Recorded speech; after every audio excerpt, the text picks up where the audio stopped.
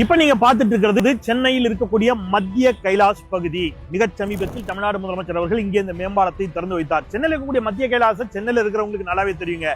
நான் 99-2000 அந்த காலகட்டத்தில் சென்னையில வேலை பார்த்துக்கிறேன். இந்த பகுதிகளுக்கு வந்திருக்கிறேன். இது கிட்டத்தட்ட இந்த மர்ம பேய் படம்லாம் எடுக்கிறதுக்கு ஒரு மாதிரி சாலைகள் இருக்குல்ல, அந்த மாதிரி தான் இருக்கும். வெறிச்சோடி இருக்கும், மக்கள் நடமாட்டமே இல்லாத பகுதியா இருக்கும்.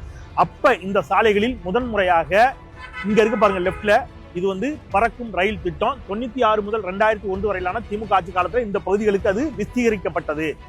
இப்ப வேளச்சேரி வரைக்கும் விஸ்தீகரிக்கப்பட்டிருக்கிறது இந்த திட்டம்.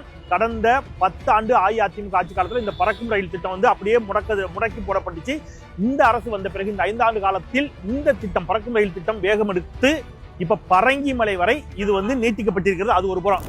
இப்ப இந்த பாலம் பாத்தீங்கன்னா, இந்த பாலம் இங்க ஏன் தேவைப்பட்டுச்சு, ஏன் இவ்வளவு போக்குவரத்து நெரிசல் அப்படின்னு கேட்டீங்கன்னா, வெறிச்சோடி கிடந்த இந்த சாலை ஏன் இவ்வளவு பரபரப்பானதுன்னு கேட்டீங்கன்னா, டைடல் பார்க்கை இந்த சாலையில் கலைஞர் கொண்டு வந்த போது இந்த சாலை மிக பிரதானமான ஒரு அடையாளமாக தமிழ்நாட்டின், ஏன் உலகத்தின் மிக முக்கிய ஒரு சாலையாக கூட மாறி போனன்னு சொல்லலாம். அதனால உலகத்தின் மிக முக்கிய சாலை அப்படின்னு கேட்கிறீங்களா, உலகின் பன்னாடுகளை சேர்ந்த மென்பொருள் நிறுவனங்கள் இங்கே தங்கள் கிளைகளை தொடங்கினார்கள்.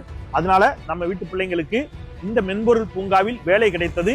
இந்த சாலை மிக வேகமாக வளர்ச்சி அடைந்தது.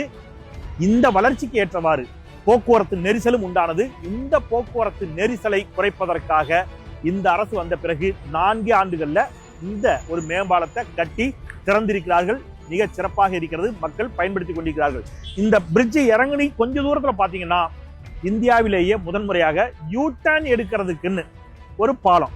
அதே மாதிரி இதே பகுதியில மெட்ரோ ரயில் பணிகளும் மிக வேகமாக நடைபெற்றுக் கொண்டிருக்கின்றன. கொஞ்சம் தள்ளி அப்படியே போனீங்கன்னா அங்க இன்னொரு மேம்பாலம், அதுவும் வந்து இப்பொழுது பயன்பாட்டுக்கு கொண்டு வரப்பட்டிருக்கிறது.